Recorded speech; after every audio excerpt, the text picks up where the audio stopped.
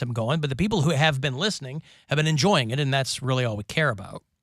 I will have tickets for you for a 2 hours to midnight show that's coming through called the Monsters of Oz Tour.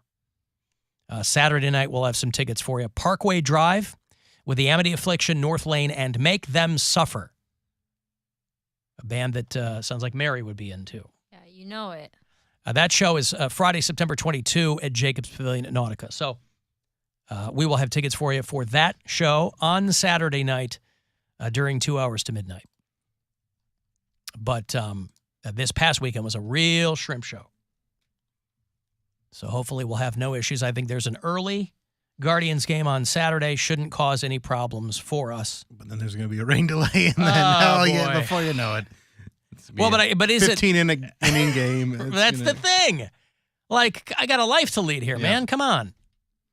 I think it's like early on Saturday, isn't it? Or early it's like enough? 4:30 or something. There you like go, that. 4:30. I mean, the Red Sox. If it's rain delay by 8 hours, and it's in Boston, 4:10 first pitch on Saturday. I certainly hope that the goddamn thing is over by 10 o'clock so we can give the people what they really, truly, desperately want, 2 hours of nothing but heavy metal with me and Corey and Pat.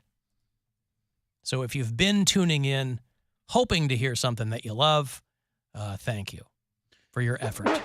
Gesundheit. Yeah. I'll have more money for you, courtesy of the Buzzard Boogie in 6 or 7 minutes. Another $1,000 for you. Do you want more Jenna? Okay. You met her. Yeah. I'm doing this for you. I'm not doing this for me. Now that you guys are pals. Best friends. You and her mom. Yeah. Jenna and her mom went out to Bill's show in Youngstown on Saturday. Very nice of them. Chatted pre-show as opposed to post-show. See, they wanted to make a quick exit, didn't they? They wanted to beat the traffic. Knew, yeah. Did you hear her laughing? Her laugh sounds like something you would hear cut through the crowd. I have video, so I can go back and check to see if I can hear, but I didn't specifically hear her laugh. Was she right up front? I guess you would have heard her if she was right up front. Right up front, no. Because they got there right about showtime. They did. So, yeah. And who was your feature? Patrick Madison was the host, and Teddy Bruno was the feature. Do you think that she enjoyed Teddy Bruno? I think so, yeah. He's a funny dude. Okay. Is that a Youngstown guy? No, he's from out here. Okay. It's time for Sweet Nothings with Jenna from Poland. You know what? My boyfriend doesn't care about me. All he wants to do is sleep. So you know what? I'm not going to tell him that I'm going to play bingo on Tuesday with my friend Michael. Right. Why would you tell somebody that you were going to... This has been Sweet Nothings with Jenna from Poland. Did she tell you that she was going to She play did not tell me that, but I'm just wondering if that would be like a betrayal. Like, is that cheating? How can you play bingo when you're blind? I want to know, because you have to be able to see. Call it out. There's Braille bingo. Yeah. Is there? Of course. You have Braille to be everything. able to dab it. You don't know where you're dabbing. There's I'm little sure they squares it you have to figured dab out. inside. Or maybe Michael's her eyes. He plays for her? Yeah. Is there a chance that her boyfriend is dead? She said all he does is sleep. Maybe. I don't like that, because she wouldn't know. She's blind. My girlfriend heard some of the Week in Cox yesterday when we were talking about the fart detective stuff. And she wanted to know where this stands with you, Alan, especially because you have the strongest opinions when it comes to where farting is appropriate, where even a fart even counts as a fart, because you said in the bathroom it doesn't count. I think a bathroom is the most no. appropriate place. No, to fart. I think you were right that it does count. But when people, you said the average person is farting all the time. I'm like, I was being a little, Well, I don't know. I silly. take people at their word. I mean, we're talking about farts. So during the course of the Week in Cox, early on Sunday morning, you and your girlfriend were discussing my farts. No, we were discussing actually one of her farts. Oh. Because she was in the staff bathroom at her work, and it's a single-person bathroom. Yep. And someone knocked on the door and was getting ready to come in, and she was like, you know what? I'm in the bathroom, though, so I'm going to fart in the bathroom. Occupado. So they walked into her fart cloud, and she knew she was about to go outside and could have just went outside and farted there, but she farted in the bathroom. So she wanted to know if that's what you would do, or would you wait to go outside? Yes. You let someone walk into the bathroom. It's a bathroom. That's it's going to smell. Well, first of all, I don't think you can attribute a bathroom smell to any one person just because she's the most recent person to come out. Mm-hmm. You could easily deny that was you. Second of all, kudos on her judgment. Because why are you going to go back out into the body of the establishment and crop dust your patrons? She's in the bathroom. That's where you do it. See, I wasn't even talking about location. I was talking about people farting all the time. That seems unnatural to me. That seems like a problem. If you're farting all the time, that seems like a gastrointestinal issue. Doesn't it? Yeah, probably. Yeah. I mean, if it's like constant, you never stop. Never stop. Well, I mean, everybody would have to. But what was the stat you threw out, Bill? Like 17 to 21 farts on average. An hour. No, a day. A day. An hour. An hour is a lot. All right. Every 3 so seconds everyone's you're farting. Right, all the time. Right. Farting 21 times an hour. So 21 farts a day. Again, I don't know how they would possibly arrive at that information. But okay. It just seemed like a lot. And again, people aren't going to be able to account for every single fart. I understand that. But I do like her judgment. And I like the Week in Cox. And this is what I tell people. I go, look, you have to be up early to enjoy the Week in Cox. They bury it. I get it. It's not prime time. They bury it, right? It's 8 to 10, Sunday morning. You might be enjoying your weekly worship service. And when you get out, you pop on the Week in Cox. But if nothing else, this is what I tell people all the time. I go, it's a conversation starter. Even in the homes of people who are on the show. Right. Bill's at home, and he doesn't want to talk about the show.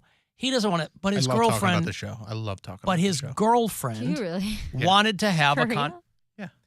His girlfriend wanted to have a conversation, and so he acquiesced. He's like, fine. No, I like to leave work at work, honey. But we have a fun show to talk about. If we I'm have not something saying to talk we about on don't. the show, It's a fun job, but it's still a job. Right. I don't like talking. And I know this is going to be hard for our audience and maybe you guys to believe. I don't really talk outside of stand-up and the show. Why would you? Oh, I'm very quiet, Like when I get home, Brian hasn't talked to anybody all day. So mostly it's him telling me about what he did, or like we'll maybe go over what happened over the weekend or whatever. But like a lot of the time I'm just like sitting. I don't even like having the TV on. If I'm home by myself, You're just silent? It's just silent. I'm just sitting quietly either on my phone or playing a Sudoku. That's why when you're like, you don't like to be alone with your thoughts, I'm like, I don't even put on background noise when I'm by myself. Like in my hotel room, I can go, if I'm in a hotel for a full week, 7 days, I won't turn the TV on one time. Right. It's like a cone of silence. Yes, you just sit and enjoy it because you're just going to keep talking. You can maybe crack a window.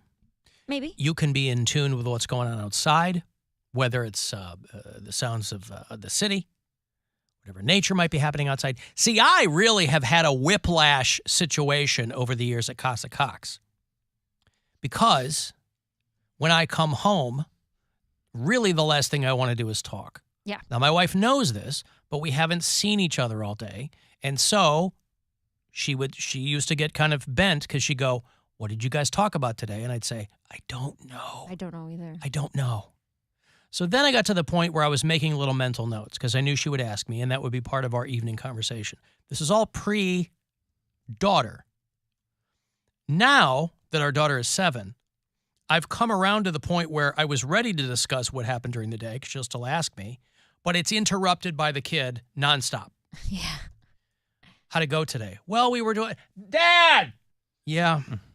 And then I'll go take care of that. And again, happy to do it, but I can't get in. So then I just give up. I go, it doesn't matter what we talked about today. Well. No, I want to know. Okay, well, we did. Hey! Okay.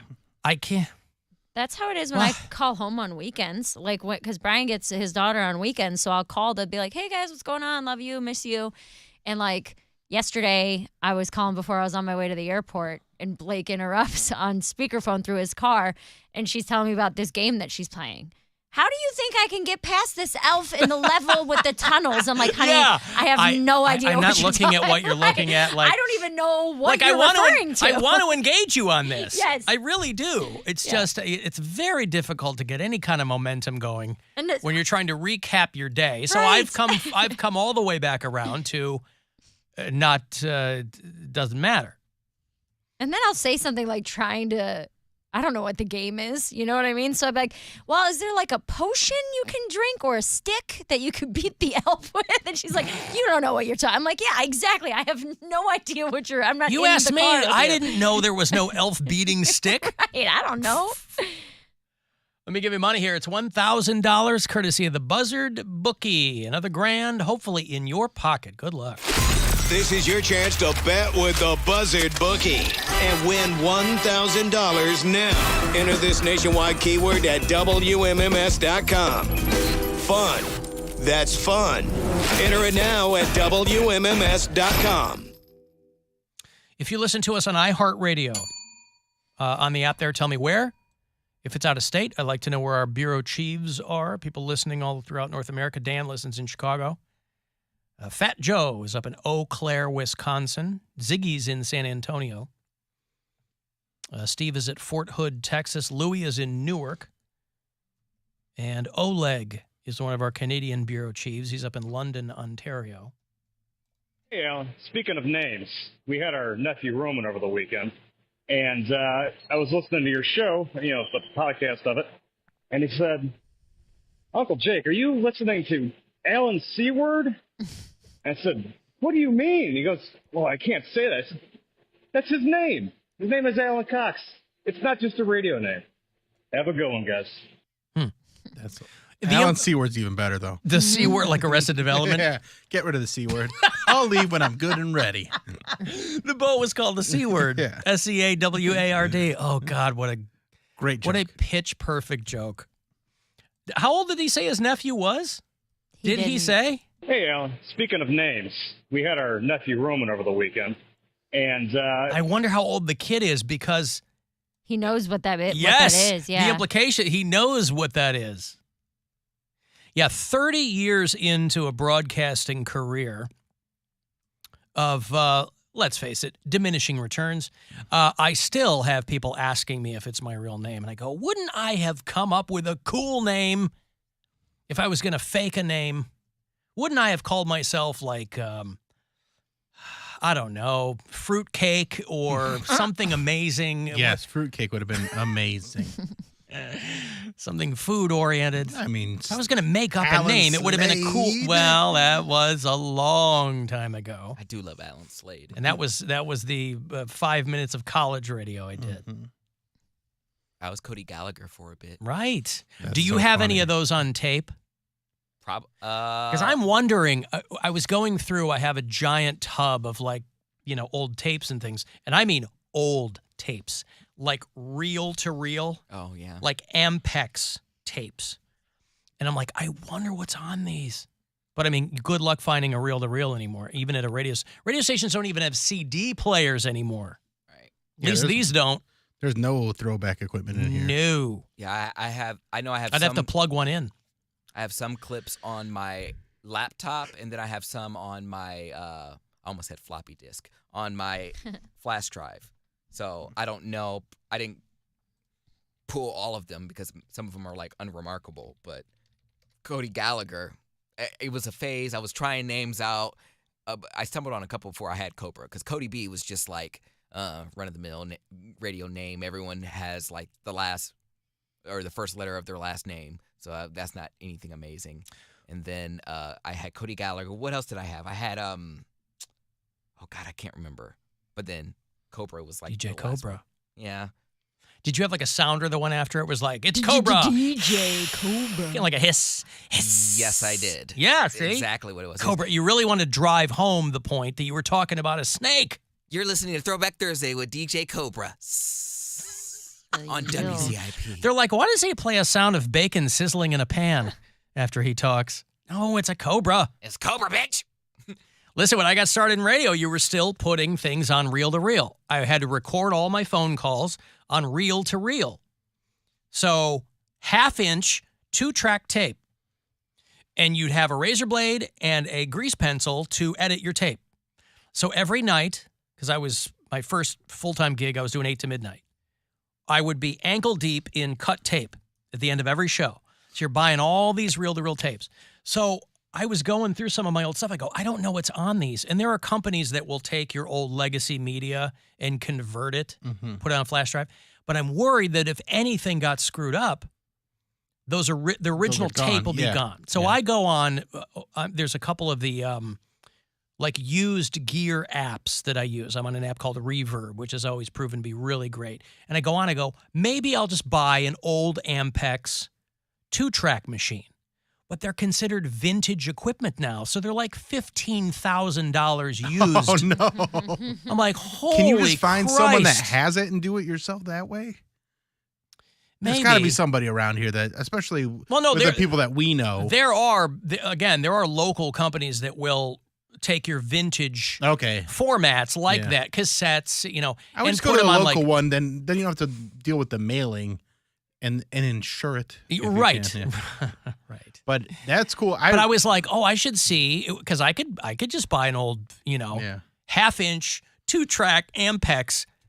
It was like $15,000. You got to find somebody that's got one that doesn't know what they have. Like, you got to scour. Well, if they're listening to me now, they know. But it was like, $20,000 plus $800 shipping. I'm like, dude, the machine itself isn't worth $800. That's why it's still posted.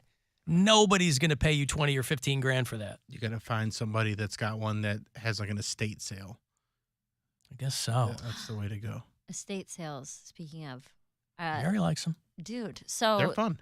There was in Fort Collins, it's this really cute little mountain town. If you've ever been to a mountain town, I think they all kind of look the same. They have like 1 or 2 main drag streets with the Christmas lights, and there's a bunch of like everything's locally owned, which is super cool. Like it's all small coffee shops and boutiques and things like this.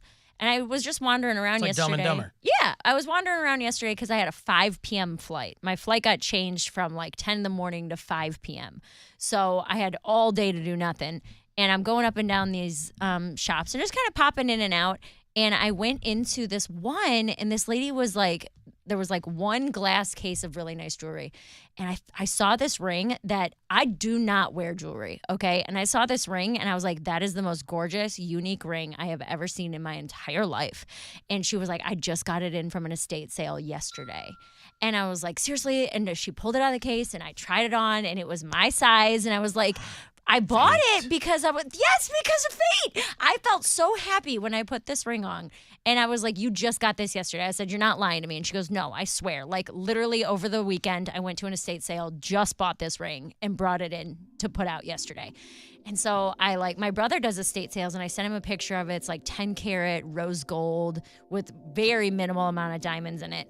And I was like, hey, does this look like worth it to you? And he was like, dude, I've never seen anything like that. I've seen tens of thousands of rings. Definitely buy it if it makes you happy. So estate sales, just had like a over the weekend fate moment with an estate sale. Bought myself a nice little ring. There you go. That's how we got Gwen's engagement ring. We drove to Charlotte because she found a ring at some estate sale. Dude. In some store where we went there, had to sign in. There was a vault. It's like behind bulletproof glass. It was this whole production. I was like, holy Christ. Well, I told Brian, I sent him a picture, and I was like, I'm about to buy this. Like, I've never bought myself expensive jewelry before. I want this old dead lady's ring. Right. And he was like, is that even the style? Because we've talked very briefly about engagement rings, not like anything in depth or done sizing or anything like that. He goes, that doesn't look like anything you've ever said that you've liked. And I was like, well, this isn't an engagement ring. Like, this is just some cool old ring that I found. Yeah. It's like, it looks like a crown. I didn't wear it today. I'm going to wear it tomorrow when I go to Nashville for this taping thing. But it's like old and like, it looks like a crown that you would wear on your head, but it's a ring. It's really, really pretty. Hey, Laura. Hey. What's up? Hey, I just wanted to say, I don't know if you ever thought of or even what you're talking about with the reel-to-reel, but have you checked at any of the libraries? Because they have like any and everything out there. That's a good point. I don't think they. I have not. I will say I have not. But I would check at the main branch here because they have all the newest stuff and all the oldest stuff. Yeah, I would ask around. I thought it was more video than audio, like microfiche and stuff like that. They might still have. You can go and like rent or like not rent. Yeah, check out like artwork even. Like there's pots and pans, like any and everything. It's crazy. Pots and I don't know. I was wait a second. People I'm are not kidding, renting. yeah. People are renting cookware from the Cleveland Public Library. Well, I don't know if the Cleveland one, but I mean, I've seen them like out in Colorado. They have it. Like you can rent or not rent, whatever. Check out like snowshoes or pots and pans. Mary, when you were in Fort Collins, did you happen to go to the library where they were checking out I was in pots Denver. and? No, I mean Mary was just in Fort Collins. I didn't see Hello? any use as you go type Yeah. of cookware, but I'm not saying it doesn't. Well, exist. Laura, it's I will check. It's a good suggestion. Thank you. And she's gone. She's mad at you. Okay. I don't think she could hear me towards the end. I got a break here. We're going to roll run 6. Get you last couple of minutes there, the pregame before your Guardians start up here at home tonight against the Rockies.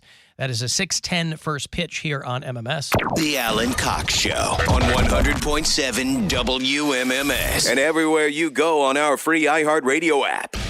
Rover's Morning Glory. Jeffrey is still looking for a place to live. Yeah, it's discouraging. It's like it's a lot harder to rent nowadays than compared to was when I started living on Mars. That is confusing for people. You immediately think, okay, this guy is a mental patient. Well, no, I'm not talking about the planet. I'm talking about the street that I used to live on. I knew that. Think of this guy going around telling people I live on Mars. Rover's Morning Glory. Weekdays on 100.7 WMMS and 24/7 on our free iHeartRadio app. Your afternoon drive is brought to you by the Ken Ganley Auto Group, Ohio's #1 automotive retailer. With one of the best savings rates in America, banking with Capital One is the easiest decision in the history of decisions. Even easier than choosing Slash to be in your band. Next up for lead guitar. You're in. Cool. Yep, even easier than that. And with no fees or minimums